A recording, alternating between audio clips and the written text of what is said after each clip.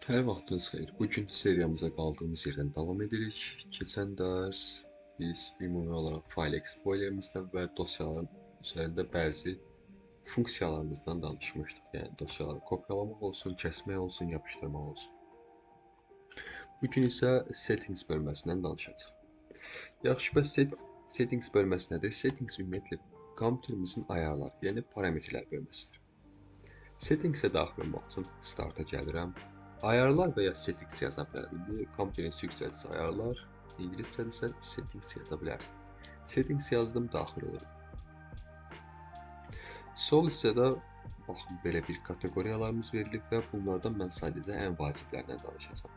Yəni detallı formada hamısından bəhs etməyəcəm. İlk əvvəl sistem bölməmiz. Sistem bölməmiz nədir? Kompüterimizin hissələrinin parametrləri. Yəni bu nədir? Misal üçün display parametrlərimizə baxa bilərik. Yəni ekranımızın parametrləri. Ekranın parametrləri nə aid ola bilər?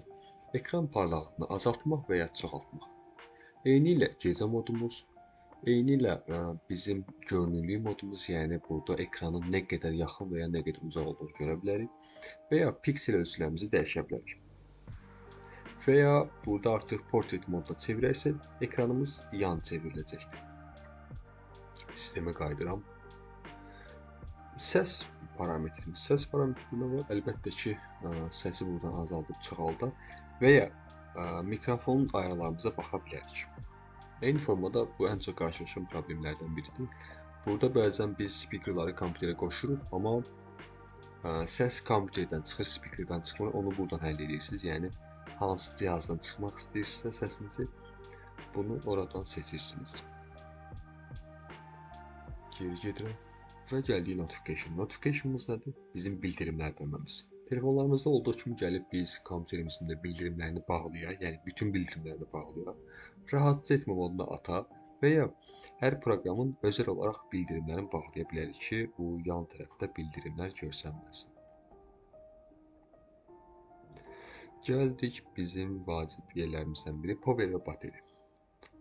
Biz power və baterini avtomatik olaraq görürük ki, bizim hal-hazırda bateri faizimiz 100%'dir. Burada bizim power modumuz var, yəni kompüterimiz hansı modda işləsin, yəni çox güclü işləsin, yoxsa bateriya qənaət modunda. Və ya burada bizə bildirim nə zaman gəlsin. Yəni bizim bateriyamız neçə faiz azaldıqda bizə bildirim gəlsin ki, artıq şarja taxmaq zamanıdır. Gəldik bizim storage bölməmiz var. Bu nədir? Bu bizim yaddaşımızdır. Yəni yaddaşımızın nə qədər olduğunu və ümumilikdə kateqoriyalara bölünərək nə qədər hansı faylların yer tutduğunu göstərir. 237 göstərir, bu əslində 256 GB-dır. Niyə 237 göstərir? Çünki əməliyyat sisteminin özü də yaddaşımızda yer tutur. Görsək, misal üçün burada dokumentlər, indi burada hesablayıb müəyyən qədər yer tutur, yüklənmiş proqramlar bu qədər tutardı, digər proqramlar bu qədər tutardı. Burada hələ ki vacib bir şey o qədər yoxdur. Bluetooth və device bölməsinə gəlsək, burada biz Bluetooth-umuzu aktiv eləyək və ya buradan gəlib yeni cihaz əlavə edə bilərik. Bluetooth-umuza toxunsam, zaten buradan aktiv olduqda yeni cihazlarımız görsənəcək. Əlbəttə ki, bizim öz Bluetooth-umuz da aktiv olmalıdır. Aşağı hissədən bizə lazım olacaq hissələrdən Blender Word-ün daxilinə danışarıq. Mouse hissəmizə baxa bilərsiniz. Burada mouse'un sürətini azalda və ya çoxalda bilərsiniz. Eyni formada mouse'da hissələrin funksiyalarını dəyişə bilərsiniz. Yəni siz artıq misal üçün sol xəstəsinizsə, yəni sol əllə işləyirsinizsə, burada artıq düymələrin yerini dəyişə bilərsiniz ki, misal üçün sol düymə parametrləri atsın, sağ düymə daxil olsun. Digər funksiyamız bizim burada lazım ola biləcək touchpad'imiz var. Touchpad'imiz nədir? Bizim personallarda deyil də notebooklarımızda aşağı hissədə sensor adlandırdığımız hissədir. Burada da eyni formada touchpad'i aktiv və ya deaktiv edə bilərik. Əgər deaktiv etsəm, hal-hazırda touchpad'im işləməyəcək və ya touchpad'in sürətini azalda və ya çoxalda bilərik. Aşağı hissələr isə indi isə gəlirik bizim vacib ayarlarımızdan biri network və internet. Yəni şəbəkə və internet bölməmiz. Əlbəttə gəlib buradan interneti aktiv və ya deaktiv edə bilərik və ya Wi-Fi-nin üzərinə toxunduqda burada bizim görünən internetlər bölməmiz var. Buraya toxunub açsam, burada artıq aktiv olan internetləri görə bilərik. Hal-hazırda məndə sadəcə S22 adında bir internet açıq olduğuna görə sadəcə bu görsənir. Və ya qoşulu olduğunuz internetin paroluna baxmaq istəyirsinizsə, baxın, S22-nin xüsusiyyətləri adında bölmə var. Daxil oluram. Buradan passwordum, yəni kodumu görə bilərəm. Baxın, hətta QR kod da verilib. 9-dan 1-ə qədər də bizim kodumuzdur.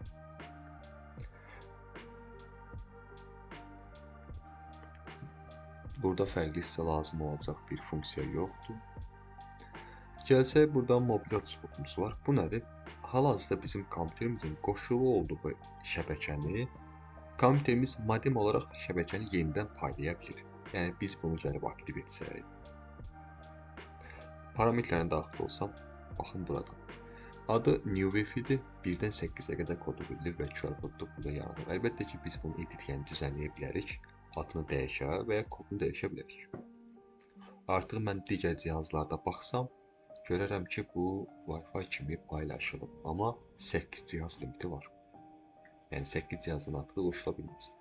Burada sizə lazım olacaq fərqli bir funksiya yoxdur. Gəlirəm şəxsiləşdirmə bölməmizə. Yəni kompüterimizdə ekranımızın və ya kilit ekranımızın, yəni arxa fonunun şəklini dəyişdirməkdir. Background-a daxil oluram. Burada kompüterimin avtomatik olaraq arxa fon şəklini dəyişə bilərəm. Misal üçün yoxlayalım, deyək ki, belə bir şəkil qoyuram. Arxa fona baxsam görürəm ki, dəyişildi. Əvvəlki formatdan qaytarıram və ya burada solid color da istifadə edə bilərəm. Bu nə deməkdir? Yəni artıq tək rənglərdən də istifadə edə bilirik. Bu formada sadəcə tək rəng olacaq. Geri getdim və color bölməmiz var. Bu nədir? Artıq kompüterimizin ekranını telefonlarımızda olduğu kimi dark və ya işıqlı moda çevirə bilirəm. Və ya custom edə bilərik. Misal üçün, qaranlıq rejimə çevirsəm, bu formada görsənəcək. Demişdik ki, bizim ekranımız 3 hissədən ibarətdir. Desktopumuz, aşağı hissəndə taskbarımız və startımız. Əlbəttə ki, bunların da hamısını ayrı-ayrı işıqlı və ya qaranlıq rejimə keçirə bilərəm. Custom etsəm, baxın, burada deyir ki, bizim üçün aşağı hissəni, yəni taskbarı işıqlı edəcək. Və ya buranı qaranlıq, buranı işıqlı edə bilərəm, yəni ekranımızı. Hər ikisini qaranlıq moda çevirdim. Aşağıda isə belə bir funksiyalarımız, yəni rəng funksiyalarımız var. Bunlar isə, baxın, bizim kompüterimizdə biz harası daxil olanda və ya aktiv görünəndə rəng seçimimiz var. Baxın, mavi. Baxın, burada da mavi. Baxın, proqramın altında, alt hissəsində mavi hissəsi var. Biz onun da rəngini dəyişə bilərik. Qırmızıya toxunsam, baxın, qırmızı oldu. Gəlsək app bölməsinə, yəni bu bizim proqramlarımızdır. Zaten bizim proqramlarımız Windows, yəni start bölməmizdə var deyə buradan zaten all bölməsindən mən bütün proqramlarımı görə bilərəm. İstəyən olsa buradan da istifadə edə bilər, yəni yüklənmiş proqramları bu hissədən görə bilər. Account hissəmiz bizim hesab hissəmizdir. Yəni hesab hissəmiz nədir bəs? Hesab hissəmizə sizə lazım olacaq hissə kompüterimizin kodunu dəyişmək. Biz kompüterimizin giriş parametrlərini dəyişmək üçün istifadə edirik. Baxın, sign in option bölməsinə daxil oluram. Əvvəlcə yoxlamalıyam ki, yəni mənim kompüterimdə parol varmı yoxdur və ya bildiyiniz paroldusa artıq bunu rahat formada dəyişə bilərsiniz. Əgər ki, burada belə bir məsələ də var. Parolunuz sadəcə rəqəmlərdən ibarətdirsə, bu pin adlanır. Amma simvollar qarışıq ibarətdirsə, bu artıq password.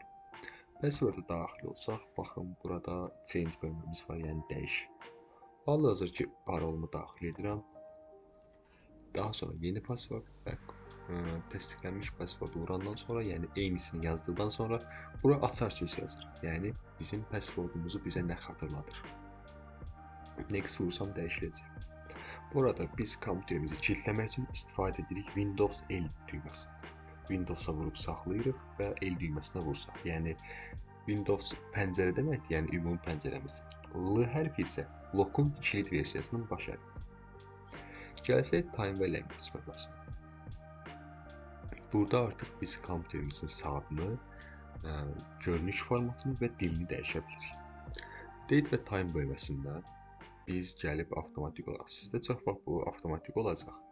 Siz o zaman change burada deaktiv olur. Onu off edin, burada artıq change aktiv olsun. Daha sonra change toxunduqda buradan istədiyiniz tarixə çevirə bilərsiniz kompüterinizi. Bir geri gedirəm. və burada bizə lazım olan language və region bölməsi. Bu bölməmizdə biz yüklü olan kompüter dillərimizi görürük. Əgər yeni dil yükləmək istəsək, add language vururuq. Misal üçün deyək ki, Albaniyan dilini seçirəm. Burada bir nüans var, əsas ona diqqət etmək lazımdır. Bu mütləq aktiv olsun. Bu aktiv olmadıqda kompüter yarı çevrilə bilir, yarı çevrilmir. Bu da problem yaradır. Bu isə bizim artıq baxın Windows Display Language, yəni ekranın görüntülənmə dilidir. Ardınca install vursam özü paketləri yükləyəcək. Kompüterin dilini dəyişmək üçünsə, baxın gəlirəm dili seçirəm. Misal üçün Azərbaycan dilini çevirərsəm, artıq kompüterimi yenidən başlatmağım lazımdır. Kompüteri yenidən başlatmağında bir neçə üsullar var. Mən bunu yenidən qaytarım İngiliscə. Biz kompüteri yenidən başlatmaq üçün fərqli üsullardan istifadə edirik. Əvvəlcə baxalım ki, biz bunu sensorla necə edirik. Daxili olaraq Start'a, burada bizim zaten Power düyməmiz var. Toxunsam, baxın, kilit, yəni Windows L düyməmiz, Sleep, yəni yuxu modumuz, Shutdown və Restart. Sleep nədir? Yəni yuxu modu, misal üçün bir iş görürsünüz, harasa getmək istəyirsiniz, qısa müddətlik. Sleep vurursunuz və artıq kompüterinizin ekranı qaralır. Yəni sanki sönmüş kimi görsənir. Shutdown, yəni kompüteri söndürür, Restart isə yenidən başladır. Daha fərqli üsulumuz isə biz Alt F4 kombinasiyasından istifadə edə bilərik. Yəni mən kompüterimdə Alt F4 vursam belə bir bölmə ilə qarşılaşıram. Burada fərqli seçə bilərəm. Switch user, sign out, sleep, shutdown, restart. Yəni istifadəçini dəyişmək, istifadəçini çıxmaq, yuxu rejimi söndürmək və yenidən başlatmaq. Biz parametrlərimizdə dili dəyişdikdən sonra mütləq kompüteri söndürüb yandırmalıyıq. Misal üçün Azərbaycan dili seçdim, kompüteri söndürüb yandırmalıyıq. Yox, əgər kompüteri söndürüb yandırmaq istəmirsinizsə, ən azından istifadəsindən çıxış vurmalısınız və ya istifadəsini dəyiş vurmalısınız və ya restartda vura bilərsiniz. Settings bölməsi budur, yəni sizin iş şəraitində istifadə edəcəyiniz maksimum ayarlar bunlardır. Və ya buradan artıq update bölməsindən nəzarət edə bilərsiniz, yəni güncəllənmələrinizi baxa bilərsiniz tez-tez. Bu gün də settings bölməsini yekunlaşdırırıq. Bu arada settings bölməsini yekunlaşdırmazdan əvvəl belə bir nüanslarda qeyd edeyim.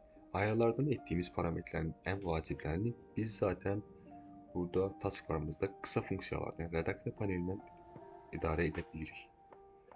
Misal üçün bizim burada artıq Wi-Fi, Bluetooth, uçaq modumuz eyni formada baxın, ekran parlaqlığını azaldıb çoxaltmaq, eyni formada səs səviyyəsini yüksəldib artırmaq lazımdır. Yəni bir kompüterdə zaten maksimum istifadə etdiyimiz ayarlar bunlardır.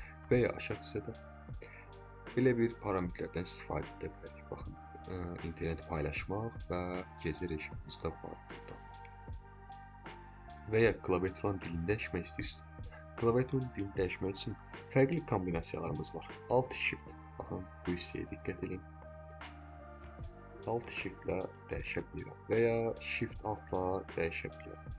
Və ya Windows və Space düyməsini kombinasiyası ilə dəyişə bilərəm. Windows'u vurub saxlayıram və Space-i ardicə təkrar vurub buradan dəyişə bilirəm. Bu günlük bu qədər. Artıq bu videonu burada sonlandırırım.